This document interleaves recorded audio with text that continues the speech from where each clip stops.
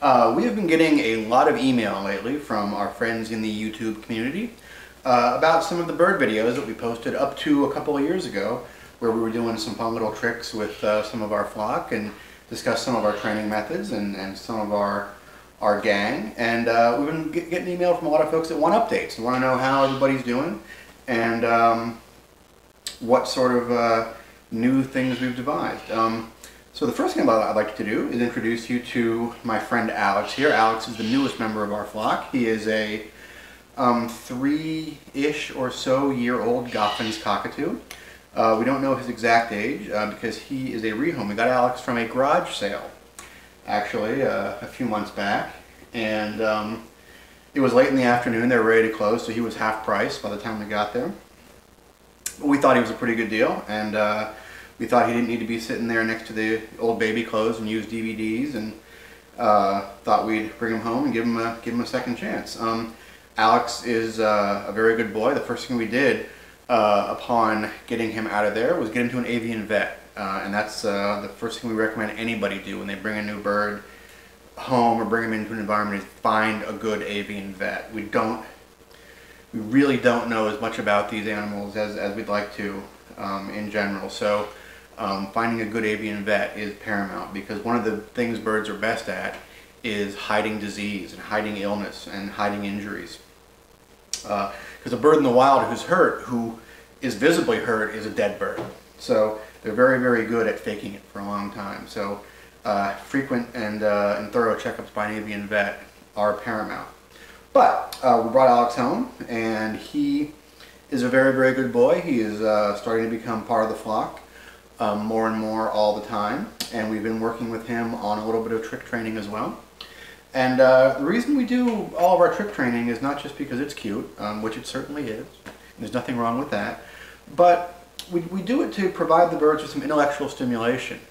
These are extremely intelligent creatures, and they have a lot of inherent problem-solving abilities, and they need to use those problem-solving abilities.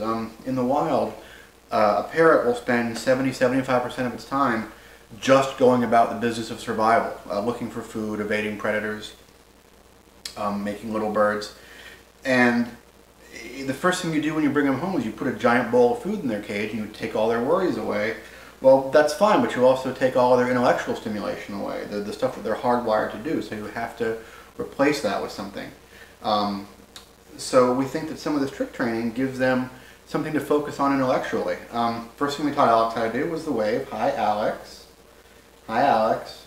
Good boy. And the reason we start with the wave when we're doing our training is not just because it shows them a very simple trick that's very easy to do, but because it also sort of teaches them how to learn. It teaches them the process that we're going to be going through in trying to work with them on more complex tricks and more complex things to do. So, Allie, come here, buddy. That's very important. You have to, when you're doing this, this is not just training the bird. This is getting to know your bird, and you're going to learn a lot about sort of how your bird learns. Hi, Allie. Hi, Alex. Alex, say hi. Hi. Good boy. You're a good boy. You're going to learn a lot about how your bird learns, and that's going to be important because this thing is going to be with you for a long, long time. And the better you know each other, the better off you are. So that's Alex. I'm going to go get a couple other members of our flock and show you how everybody else is doing. Okay, this is Pris and Gosha. They are Solomon Island Eclectuses, or Eclecti, or just Eclectus. And Pris is, not quite 2 years old, and Gosha is a little over 2 years old. They were also rehomes. This is Gosha's third home, actually. This is Pris's second home. And they are both very, very well behaved. And both of them are very, very classic Eclectuses in that they are generally pretty mellow. And she is a little bratty and a little bossy, and he is very, very good-natured and a general all-around good guy. They have also been doing a little bit of trick training She is absolutely uninterested in doing any sort of training, and we cannot crack that nut at all with her. He was absolutely uninterested until about 6 or 7 months ago, when all of a sudden he decided he liked watching the other birds do their stuff, and that became the key for him. Whereas we use a direct sort of positive reinforcement with the rest of the birds, with the cockatoos especially, they do a behavior correctly and they get praise, they get to play with the object that they've been working with, or they get a food treat. It's sort of a direct positive reinforcement of the behavior. He didn't seem to want to do any of that, and she doesn't want to seem to do any of that, despite the fact that she loves to eat everything. But what we found worked great with him was we would bring him in to watch the other birds do stuff, and he immediately wanted to emulate the behavior the other birds were doing. So we began using what they call sort of a model rival technique. We would have another bird model the behaviors and give that bird all the attention while just letting him watch and giving him no attention, and eventually he basically walked down to the table and began doing the behaviors that the other birds were doing. So, excellent tip for folks that have multiple birds and have one bird that's better at doing something than another one, or one bird that's a behavior problem and one bird that's a very good bird. Those birds will emulate each other, and the birds will emulate the bird that's getting the most attention, because the other bird wants the attention too, which is generally why a bird is acting out. So we started working with some very basic stuff with Gosha, and we really haven't taught him anything. Everything that he knows how to do, he picked up from one of our cockatoos, who has been the one who's taught him everything. So first he learned simple retrievals like that.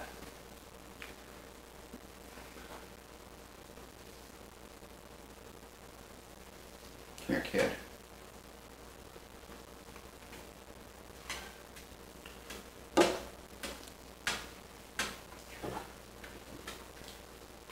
See, she seems to want some of the attention that he's getting, but we can't get her to do much of anything. Thank you. Good boy. So progressing from simple retrievals, it was a pretty simple matter to go the next step and have him do something a little more complex with the same equipment, which was playing some basketball. Good boy. And that's where we get into the concept of progression. When you're you want to try? When you're doing training like this, you want to start basic, and you want to work into more complex things. Again, these are very, very smart creatures. In the wild, they do some very complex behaviors to find food or to create shelters.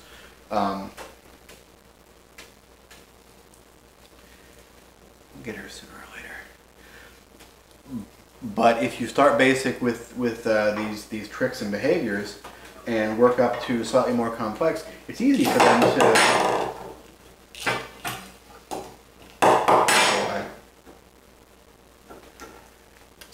to create some pretty complex behaviors out of just putting basic pieces of the behaviors together.